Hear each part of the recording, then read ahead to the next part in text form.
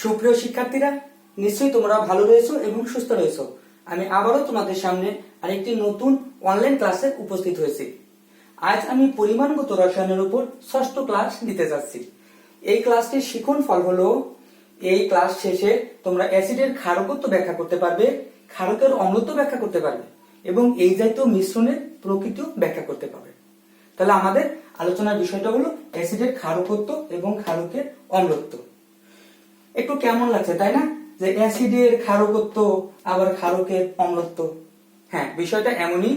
তোমরা যদি এই ক্লাসটি মনোযোগ সহকারে দেখো, তাহলে অ্যাসিডের ক্ষারকত্ব এবং ক্ষারকের অম্লত্ব নিয়ে তোমাদের আর কোনো সমস্যা থাকবে না। হ্যাঁ, তাহলে এবার জেনে নেওয়া যাক অ্যাসিডের ক্ষারকত্ব। সাধারণভাবে যদি আমি বলি বা সহজভাবে যদি আমি বলি, তাহলে বলবো যে একটা অ্যাসিডের ক্ষারকত্ব হলো ওই অ্যাসিড দ্বারা একটা ক্ষারককে প্রশমিত করার ক্ষমতা। অর্থাৎ একটা অ্যাসিড দ্বারা একটা ক্ষারককে প্রশমিত করার ক্ষমতাই হলো ওই অ্যাসিডের ক্ষারকত্ব। একইভাবে যদি আমরা ক্ষারকের অম্লত্ব বলি, তাহলে বলতে পারি কোন একটা ক্ষারক দ্বারা কোন একটা অ্যাসিডকে প্রশমিত করার ক্ষমতাই হলো ওই ক্ষারকের অম্লত্ব। আমার মনে হয় একটা উদাহরণের সাহায্যে বুঝাইলে তোমরা বিষয়টা আরো সহজভাবে বুঝতে পারবে। দেখো, হাইড্রোক্লোরিক অ্যাসিডের সাথে সোডিয়াম হাইড্রোক্সাইড ক্ষারের বিক্রিয়া দিচ্ছি। তাহলে দেখো, এদের বিক্রিয়ায় সোডিয়াম ক্লোরাইড লবণ এবং পানি তৈরি হয় এবং সমতাপিত বিক্রিয়াটিও এটি। তাহলে একটু লক্ষ্য করো, একটা হাইড্রোক্লোরিক অ্যাসিড ঠিক একটা ক্ষারকে অর্থাৎ একটা সোডিয়াম হাইড্রোক্সাইড ক্ষারকে প্রশমিত করতে পেরেছে। তাহলে এই হাইড্রোক্লোরিক অ্যাসিডের ক্ষারকত্ব যদি বলি, তাহলে আমি বলবো এর ক্ষারকত্ব হলো 1 এবং হাইড্রোক্লোরিক অ্যাসিড একটি এক ক্ষারকীয় অ্যাসিড, একটি এক ক্ষারকীয় অ্যাসিড। এবার সোডিয়াম হাইড্রোক্সাইডের দিকে একটু লক্ষ্য করো। এই সোডিয়াম হাইড্রোক্সাইড ক্ষারটা এটা ঠিক একটা হাইড্রোক্লোরিক অ্যাসিডকে অর্থাৎ একটা অ্যাসিডকে প্রশমিত করতে পেরেছে। তাহলে এই সোডিয়াম হাইড্রোক্সাইড ক্ষারের অম্লত্ব যদি বলি, তাহলে বলবো এর অম্লত্ব 1 এবং এটা একটি এক অম্লীয় ক্ষারক, এক অম্লীয় ক্ষারক। অর্থাৎ হাইড্রোক্লোরিক অ্যাসিড একটি এক ক্ষারকীয় অ্যাসিড এবং সোডিয়াম হাইড্রোক্সাইড একটি এক অম্লীয় ক্ষারক। আমার মনে হয় বিষয়টা তোমরা একটু বুঝতে পেরেছো। এবার অ্যাসিডের ক্ষারকত্ব নিয়ে আমি একটু বিস্তারিত আলোচনা করছি। অ্যাসিডের ক্ষারকত্ব, হ্যাঁ, মনে করো নাইট্রিক অ্যাসিড, এর ক্ষারকত্বটা আমি বের করতে চাচ্ছি। তাহলে অবশ্যই এই অ্যাসিডকে আমি একটি এক অম্লীয় ক্ষারকের সাথে বিক্রিয়া ঘটাবো, অর্থাৎ একটা এক অম্লীয় ক্ষারকের সাথে এর বিক্রিয়াটা আমি কল্পনা করব।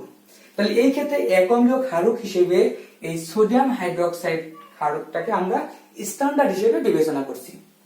তাহলে নাইট্রিক অ্যাসিডের সাথে সোডিয়াম হাইড্রোক্সাইড ক্ষারের বিক্রিয়ায় দেখো সোডিয়াম নাইট্রেট লবণ এবং পানি তৈরি হয়।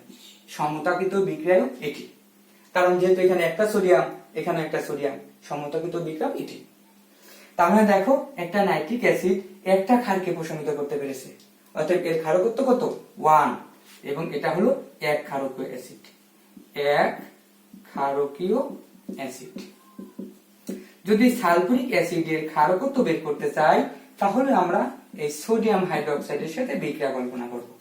তাহলে দেখো, এদের বিক্রিয়ায় সোডিয়াম সালফেট লবণ এবং পানি তৈরি হয়। যদি আমরা একটু সমতা করি, সোডিয়াম পরমাণু আছে 2টি, তাহলে এখানে আমাদের 2 দিতে হবে, হাইড্রোজেন হয়ে গেল 2টি আর এই 2টি 4টি, আর অক্সিজেন 2টি, তাহলে পানি হবে 2টি।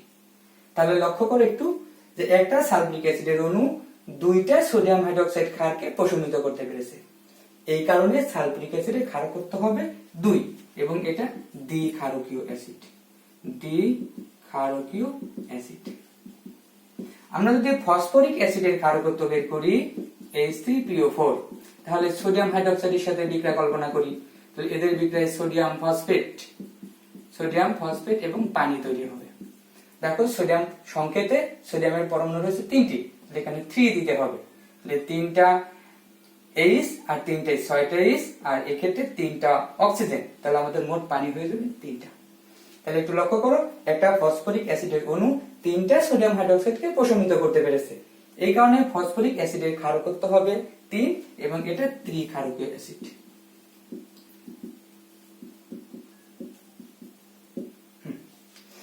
আরেকটু বলি, দেখো এই অ্যাসিডের ক্ষারকত্ব এবং কত ক্ষারকীয় অ্যাসিড সেটা বোঝার আরেকটা সহজ উপায় রয়েছে।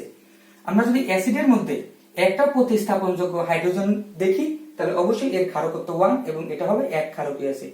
যদি দুইটা প্রতিস্থাপনযোগ্য হাইড্রোজেন থাকে তাহলে দ্বিক্ষারকীয় অ্যাসিড, যদি তিনটা প্রতিস্থাপনযোগ্য হাইড্রোজেন থাকে তাহলে সেটা ত্রিক্ষারকীয় অ্যাসিড। আচ্ছা, এবার অ্যাসিডের এই ক্ষারকত্বের এর সংজ্ঞাটা আমি একটু সুস্পষ্টভাবে বলি। তাহলে দেখো আমরা কি বলতে পারি, কোন একটা অ্যাসিডের এক মোল একটা এক অম্লীয় ক্ষারকের যত মোলকে প্রশমিত করতে পারে সেটি হবে ওই অ্যাসিডের ক্ষারকত্ব, এবং আমরা সেই অ্যাসিডকে বলবো তত ক্ষারকীয় অ্যাসিড। তত ক্ষারকীয় অ্যাসিড। তাহলে আমার মনে হয় অ্যাসিডের ক্ষারকত্ব এই বিষয়টি তোমরা ভালোভাবে বুঝতে পেরেছো। এবার আমি ক্ষারকের অম্লত্ব নিয়ে আলোচনা করব। ক্ষারকের অম্লত্ব, ক্ষারকের অম্লত্ব। তাহলে দেখো যে কোনো ক্ষারকের অম্লত্ব যদি আমি বের করতে চাই তাহলে ওই ক্ষারককে, যেমন মনে করো সোডিয়াম হাইড্রোক্সাইড, এর অম্লত্ব বের করতে চাচ্ছি, তাহলে আমরা একটা এক ক্ষারকীয় অ্যাসিডের সাথে বিক্রিয়াটা কল্পনা করব। আর এক্ষেত্রে এক ক্ষারকীয় অ্যাসিড হিসেবে আমি হাইড্রোক্লোরিক অ্যাসিডকে স্ট্যান্ডার্ড হিসেবে বিবেচনা করছি। তাহলে দেখো এদের বিক্রিয়ায় সোডিয়াম ক্লোরাইড লবণ আর পানি তৈরি হচ্ছে। যদিও এই বিক্রিয়াটি আমি আগে লিখেছি, তারপর আবার লিখে দেখাচ্ছি। দেখো যে একটা সোডিয়াম হাইড্রোক্সাইড এটা ঠিক একটা অ্যাসিডকে প্রশমিত করতে পেরেছে, অর্থাৎ এই সোডিয়াম হাইড্রোক্সাইড ক্ষারের এর অম্লত্ব হবে 1 এবং এটাকে আমরা বলবো এক অম্লীয় ক্ষারক, এক অম্লীয় ক্ষারক। এবার সোডিয়াম কার্বনেটের কথা বলছি। দেখো যদিও এটা একটা লবণ কিন্তু এটা ক্ষারধর্মী লবণ, তাহলে আমরা হাইড্রোক্লোরিক অ্যাসিডের সাথে বিক্রিয়াটা কল্পনা করি। তাহলে এদের বিক্রিয়ায় সোডিয়াম ক্লোরাইড লবণ, কার্বন ডাই অক্সাইড এবং পানি তৈরি হয়। যদি একটু সমতা করি, দেখো সোডিয়াম 2টা, তাহলে এখানে 2 দিতে হবে, তাহলে সিএল হয়ে গেল 2টা, তাহলে এখানে 2 দিতে হবে। তাহলে দেখো একটু যে একটা সোডিয়াম কার্বনেট এটা 2টা হাইড্রোক্লোরিক অ্যাসিডকে প্রশমিত করতে পেরেছে, অর্থাৎ সোডিয়াম কার্বনেট এই ক্ষারকের অম্লত্ব হবে 2 এবং এটাকে আমরা বলবো দ্বি অম্লীয় ক্ষারক, দ্বি অম্লীয় ক্ষারক। যদি আমরা অ্যালুমিনিয়াম হাইড্রোক্সাইডের কথা বলি তাহলে এর সাথে হাইড্রোক্লোরিক অ্যাসিডের বিক্রিয়া কল্পনা করলে অ্যালুমিনিয়াম ক্লোরাইড লবণ আর হচ্ছে পানি তৈরি হয়। যদি সমতা করি, দেখো এখানে 3 দিতে হচ্ছে, এখানে 3 দিতে হচ্ছে, অর্থাৎ একটা ক্ষারক 3টা অ্যাসিডকে প্রশমিত করতে পেরেছে। এই জন্য অ্যালুমিনিয়াম হাইড্রোক্সাইডের এর অম্লত্ব হবে 3 এবং এটা হবে ত্রি অম্লীয় ক্ষারক, ত্রি অম্লীয় ক্ষারক। আরেকটি বিষয় লক্ষ্য করো যে আমাদের এই ক্ষারকের অম্লত্ব এটা যদি এক অম্লীয় ক্ষারক হয় একটা ওএইচ থাকবে, যদি ত্রি অম্লীয় ক্ষারক হয় 3টা ওএইচ থাকবে। আর যদি এটা একটু ব্যতিক্রমধর্মী মনে হচ্ছে, আচ্ছা যাই হোক, তাহলে দেখো এই ক্ষারকের অম্লত্বের সংজ্ঞাটা যদি একটু সুস্পষ্ট ভাবে বলি তাহলে কি বলতে পারি, কোন একটা ক্ষারকের এক মোল একটা এক ক্ষারকীয় অ্যাসিডের যত মোলকে প্রশমিত করতে পারে ওই ক্ষারকের অম্লত্ব হবে তত, এবং ওই ক্ষারককে আমরা বলবো তত অম্লীয় ক্ষারক। তাহলে আমার মনে হয় তোমরা এবার এই অ্যাসিডের ক্ষারকত্ব এবং ক্ষারকের অম্লত্ব এই বিষয়টি খুবই ভালোভাবে বুঝতে পেরেছো। আচ্ছা, এবার আমরা এই জাতীয় মিশ্রণের প্রকৃতিটা একটু ব্যাখ্যা করতে চাচ্ছি। এই জাতীয় মিশ্রণের প্রকৃতি, যেমন মনে করো একটা পাত্রে আমি একটা দ্বিক্ষারকীয় অ্যাসিড নিচ্ছি, দ্বিক্ষারকীয় অ্যাসিড। হ্যাঁ, দ্বিক্ষারকীয় অ্যাসিডের মনে করো 50 মিলিলিটার, আর এটা মনে করো ডেসিমোলারের দ্রবণ, ডেসিমোলার। হ্যাঁ, 50 মিলিলিটার এবং ডেসিমোলার দ্বিক্ষারক অ্যাসিড, এটা মনে করো এ পাত্র। আর একটা মনে করো বি পাত্রে, এটা সেমিমোলার দ্রবণ আছে, সেমিমোলার এবং 40 মিলিলিটার, এবং এটা মনে করো এটা এক অম্লীয় ক্ষারক। হ্যাঁ, বি পাত্রে আছে একটা এক অম্লীয় ক্ষারক, এ পাত্রে দ্বিক্ষারকীয় অ্যাসিড আর বি পাত্রে এক অম্লীয় ক্ষারক। এবার প্রশ্নটা হলো এই মিশ্রণের প্রকৃতি ও পিএইচ। হ্যাঁ, মিশ্রণের প্রকৃতি এবং পিএইচ কিরূপ হবে। এবার দেখো আগের ক্লাসটিতে এই জাতীয় অ্যাসিড ক্ষারক মিশ্রণের প্রকৃতিটা আমি কিন্তু ব্যাখ্যা করেছি। সেই ক্ষেত্রে অ্যাসিড এবং ক্ষারক এইটাকে আমরা সমতুল করে অর্থাৎ ঘনমাত্রা সমান করে আমি সমস্যাটা সমাধান করেছি। তবে আরেকটা পদ্ধতিতে বলেছিলাম যে এদের মোল সংখ্যা বের করে সমস্যাটা সমাধান করা যায়। আমাদের আসলে সব ধরনের নিয়মটাই জানা দরকার। এই ক্লাসটিতে আমি এদের মোল সংখ্যা বের করে সমস্যাটি সমাধান করছি। তার আগে আমরা একটু এই অ্যাসিডকে একটু প্রকাশ করছি। দেখো, ধরে নেই যে ধরি এই এ পাত্রের দ্বিক্ষারকীয় অ্যাসিডটি হলো, যেহেতু দ্বিক্ষারকীয় অ্যাসিড অবশ্যই এতে প্রতিস্থাপনযোগ্য হাইড্রোজেন থাকবে দুইটা, আর অ্যাসিডে থাকে কি প্রোটন আর একটা অ্যানায়ন থাকে, অ্যানায়ন হিসেবে আমি এই প্রকাশ করছি। অর্থাৎ দ্বিক্ষারকীয় অ্যাসিডটিকে H2A প্রতীক দ্বারা প্রকাশ করছি বা এই সংকেত দ্বারা আমি প্রকাশ করছি। এবং বি পাত্রের এক অম্লীয় ক্ষারকটি হলো, অর্থাৎ এটাকে এই ক্ষারক, এটাকে OH, যেহেতু এক অম্লীয় ক্ষারক একটা OH, আর ক্ষারের মধ্যে অবশ্যই ধাতব আয়ন থাকে, এটাকে M দ্বারা প্রকাশ করছি। অর্থাৎ এক অম্লীয় ক্ষারকটিকে MOH সংকেত দ্বারা আমি প্রকাশ করছি। আচ্ছা, এবার আমরা এদের মোল সংখ্যা বের করে সমস্যাটা সমাধান করব। তাহলে দেখো, এই 50 মিলিলিটার ডেসিমোলার মানে 0.1 মোলার দ্রবণে এই দ্বিক্ষারকীয় অ্যাসিড মানে H2A, এত এর মোল সংখ্যা, তাহলে আমরা মোল সংখ্যা বের করব কিভাবে? এই আয়তন এবং ঘনমাত্রা গুণ করে 1000 দ্বারা ভাগ করে দেব, তাহলে মোল সংখ্যা বের হয়ে যাবে। তোমার কাছে মনে হচ্ছে কেন, কিভাবে আমি এটা করলাম? একটু খেয়াল করো যে 50 মিলিলিটার 0.1 মোলার, এই মিলিলিটারকে যদি লিটার বানাই তাহলে নিশ্চয়ই 1000 দ্বারা ভাগ করব, তাহলে এটা লিটার হয়ে গেল। আর এই মোলার মানে নিশ্চয়ই তোমরা জানো মোল পার লিটার। তাহলে দেখো, এই পার লিটার আর লিটার বাদ গেল, তাহলে থাকলো 50 গুণ 0.1 বাই 1000 এত মোল। দেখো, তাহলে অবশ্যই আমরা এভাবে লিখতে পারি। অর্থাৎ আয়তন যদি মিলিলিটার বা ঘন সেন্টিমিটারে হয়, তাহলে এই আয়তনকে আমি এই ঘনমাত্রা মোলারিটির সাথে গুণ করে 1000 দ্বারা ভাগ করলেই মোল সংখ্যা বের হয়ে যাবে। তবে আয়তনটা যদি লিটারে হয়, তাহলে 1000 দ্বারা ভাগ করার কোনো প্রয়োজন নেই, এই দুটো গুণ করলেই মোল সংখ্যা বের হয়ে যাবে। যেহেতু মিলিলিটার আছে, এই জন্যই 1000 দ্বারা ভাগ করেই আমি মোল সংখ্যাটা বের করেছি। আমি আশা করছি তোমরা বিষয়টা বুঝতে পেরেছো। তাহলে দেখো, যদি ক্যালকুলেশন করি তাহলে আমরা পাচ্ছি 50 গুণ 0.1 ভাগ হচ্ছে 1000, তাহলে এটা পাচ্ছি 0.005 এত মোল। হ্যাঁ, এত মোল। একইভাবে যদি বি পাত্রের এক অম্লীয় ক্ষারকের মোল সংখ্যা বের করি, তাহলে আমরা লিখতে পারি 40 মিলিলিটার সেমিমোলার মানে নিশ্চয়ই জানো 0.5 মোলার দ্রবণে এই এক অম্লীয় ক্ষারক মানে MOH এর মোল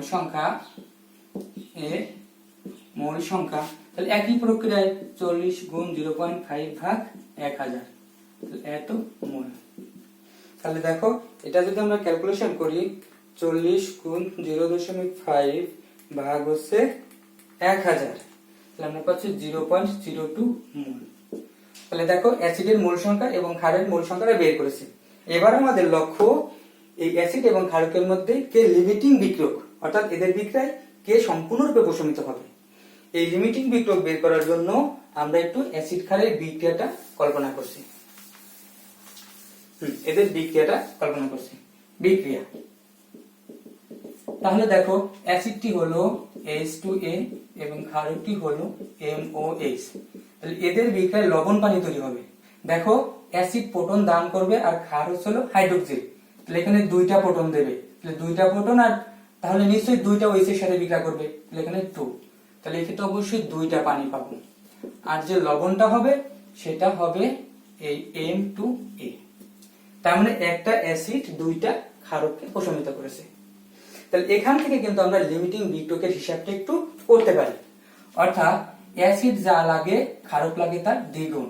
1 মোল অ্যাসিড 2 মোল ক্ষারককে প্রশমিত করে। তাহলে একটু লক্ষ্য করো, অ্যাসিড আছে কয় মোল? অ্যাসিড আছে 0.005 মোল। তাহলে এই পরিমাণ অ্যাসিডকে প্রশমিত করতে 0.005 মোল, এই পরিমাণ অ্যাসিডকে প্রশমিত করতে ক্ষার লাগবে ঠিক তার দ্বিগুণ পরিমাণ। তাহলে আমরা যদি একে 2 দ্বারা গুণ করে দেই তাহলে দেখো পাচ্ছি 0.01 মোল। অর্থাৎ এই 0.005 মোল অ্যাসিডকে প্রশমিত করতে ক্ষার লাগবে তার দ্বিগুণ, তার মানে 0.01 মোল। এখন দেখতে হবে এই পরিমাণ ক্ষার কি আছে কিনা। একটু লক্ষ্য করো, হ্যাঁ আমার প্রশমিত হবে 0.01 মোল ক্ষার, এখানে ক্ষার আছে 0.02 মোল, অর্থাৎ ক্ষার অবশ্যই এই পরিমাণ আছে, এর সাথে বেশি আছে, তাহলে অবশ্যই অ্যাসিড সম্পূর্ণরূপে প্রশমিত হবে। তাহলে এই অ্যাসিডটি হবে এই ক্ষেত্রে আমাদের লিমিটিং বিক্রিয়ক। তাহলে আমাদের এই অ্যাসিডকে আগে লিখতে হবে। তাহলে দেখো আমরা লিখতে পারি বিক্রিয়ার সমীকরণ অনুযায়ী, বিক্রিয়ার সমীকরণ অনুযায়ী, যেহেতু এই অ্যাসিডটা লিমিটিং বিক্রিয়ক এটাকে আগে লিখতে হবে। 1 মোল H2A ইকুইভ্যালেন্ট, এই তিন টার্ম দ্বারা ইকুইভ্যালেন্ট বা সমতুল প্রকাশ করা হয়। তাহলে 1 মোল অ্যাসিড ইকুয়াল 2 মোল এই ক্ষার। তাহলে দেখো যে আমাদের অ্যাসিড রয়েছে হচ্ছিল 0.005 মোল, তাহলে অতএব এই 0.005 মোল এই অ্যাসিড ইকুইভ্যালেন্ট হয়ে যাবে 2 গুণ এই 0.005, অর্থাৎ তার দ্বিগুণ পরিমাণ লাগবে, এর দ্বিগুণ পরিমাণ। তাহলে এই 2 দ্বারা এটাকে গুণ করে দিচ্ছি, তাহলে এত মোল ক্ষার। তাহলে একটু লক্ষ্য করো, আমরা যদি এটা ক্যালকুলেশন করি তাহলে আমরা যেটা পাচ্ছি, এটা পাচ্ছি 0.005 গুণ হচ্ছে 2, তাহলে 0.01 মোল ক্ষার। অর্থাৎ এই পরিমাণ অ্যাসিড এই পরিমাণ ক্ষারকে প্রশমিত করবে, অথচ ক্ষার আছে কিন্তু তার চাইতেও বেশি। তাহলে এই পরিমাণ ক্ষার থেকে এটা বিয়োগ করলেই অবশিষ্ট ক্ষারটা পাওয়া যাবে। তাহলে অতএব আমরা লিখতে পারি, অতএব এই অ্যাসিড দ্বারা ক্ষার প্রশমিত হওয়ার পরেও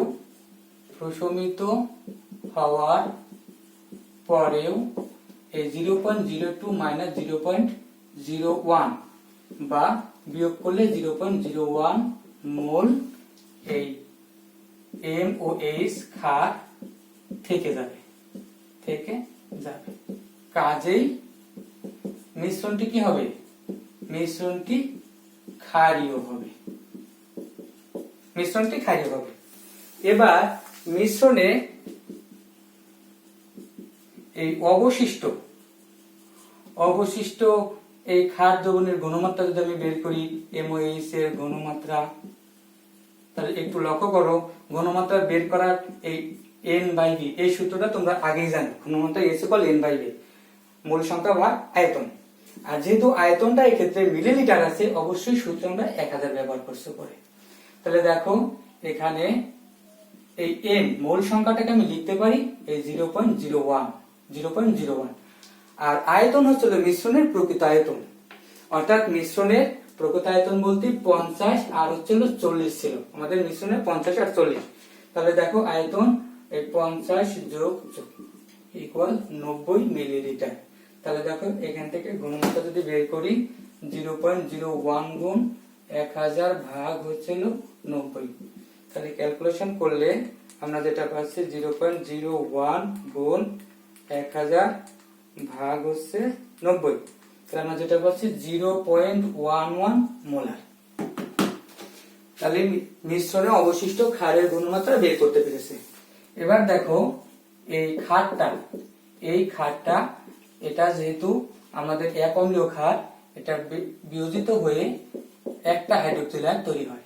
তাহলে এই হাইড্রোক্সিল আয়নের ঘনমাত্রা যদি আমি বের করি, তাহলে ক্ষারের ঘনমাত্রা যা, হাইড্রোক্সিল আয়নের ঘনমাত্রা তাই হবে, অর্থাৎ এই 0.11 মোলারই হবে। তাহলে এখান থেকে আমি কিন্তু পিএইচ বের করতে পারি, কারণ পিএইচ এর গাণিতিক সংখ্যা হচ্ছে মাইনাস লগ অফ হাইড্রোক্সিল আয়নের ঘনমাত্রা। তাহলে মাইনাস লগ আর এই 0.11 বসিয়ে ক্যালকুলেশন করে, সরি এটা হচ্ছে পিওএইচ, এটা তোমার উচ্চ মাধ্যমিক রসায়ন প্রথম পত্রের আমাদের চতুর্থ অধ্যায়, এটা তোমরা জানতে পারবে। পিওএইচ এর গাণিতিক সংখ্যা মাইনাস লগ অফ হাইড্রোক্সিল আয়নের ঘনমাত্রা। তাহলে এভাবে মিশ্রণের পিওএইচ বের করতে পারি। কিন্তু পিএইচ তাহলে কি করব? হ্যাঁ, আমরা আরেকটা তথ্য ওখান থেকে জানবো যে পিএইচ আর পিওএইচ এই দুটোর যোগফল হলো 40। তাহলে নিশ্চয়ই বুঝতে পেরেছো, তাহলে পিএইচ হবে এই 14 থেকে এই POH বাদ দিলে আমি দ্রবণের পিএইচটাও বের করতে পারবো। তাহলে এভাবে আমরা মিশ্রণের পিএইচও নির্ণয় করতে পারবো। যাই হোক, তাহলে তোমাদেরকে অসংখ্য ধন্যবাদ। আর এই জাতীয় যে সকল সমস্যা আমি আশা করি তোমরা সলভ করতে পারবে।